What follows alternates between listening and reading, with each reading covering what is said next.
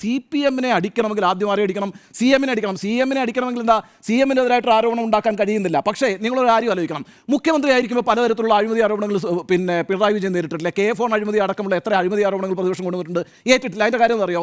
രാഷ്ട്രീയമായി ഇത്തരത്തിലുള്ള അഴിമതി ആരോപണങ്ങൾ അങ്ങോട്ടും ഇങ്ങോട്ടും ഒക്കെ ഉയർത്തുമെന്നും അത്തരത്തിലുള്ള വാഗ്വാദങ്ങൾ നടക്കുമെന്നും ഒക്കെയുള്ളത് ജനങ്ങൾക്കറിയാം. ജനങ്ങൾ അതൊക്കെ ശീലിച്ചു കഴിഞ്ഞിരിക്കുന്നു. പക്ഷേ മുഖ്യമന്ത്രിയുടെ കുടുംബത്തെ ഇൻവോൾവ് ചെയ്യിക്കുന്ന ഒരു അഴിമതി പ്രശ്നം വന്നാലോ ആ അഴിമതി പ്രശ്നം തീയാകും. സ്വാഭാവികമായിട്ടും മുഖ്യമന്ത്രിയായി അധികാരത്തിലിരിക്കുന്ന ഒരാളുടെ മകളോ അല്ലെങ്കിൽ ഭാര്യയോ അല്ലെങ്കിൽ മകനോ ഏതെങ്കിലും തരത്തിലുള്ള അഴിമതികളിൽ ഏർപ്പെടുന്നുണ്ട് എന്ന് വന്നാൽ അത് വലിയ ധാർമ്മിക പ്രശ്നമാണ്, അത് വലിയ ഇഷ്യൂ ആണ്. അത് കേരളത്തിൽ മാത്രം സവിശേഷതയല്ല, എവിടെയും പല സർക്കാരുകളും ഇത്തരം ആരോപണങ്ങൾ കുടുംബങ്ങൾക്ക് നേരെ ഉയർന്നിട്ടുള്ളപ്പോൾ അത്തരത്തിൽ ദുർബലപ്പെടുത്തിയാൽ മാത്രമേ CPM-നെ ഇല്ലാതാക്കാൻ കഴിയൂ. അഥവാ CPM-നെ ഇല്ലാതാക്കുക എന്നുള്ളത് വലിയൊരു പൊളിറ്റിക്കൽ പ്രോജക്റ്റാണ്.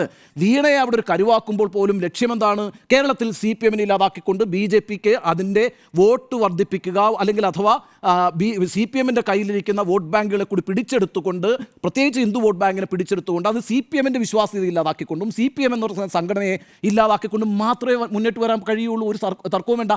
അതിനെയാണ് MV ഗോവിന്ദൻ പറയുന്നത് രാഷ്ട്രീയമായി നേരിടുന്നത്.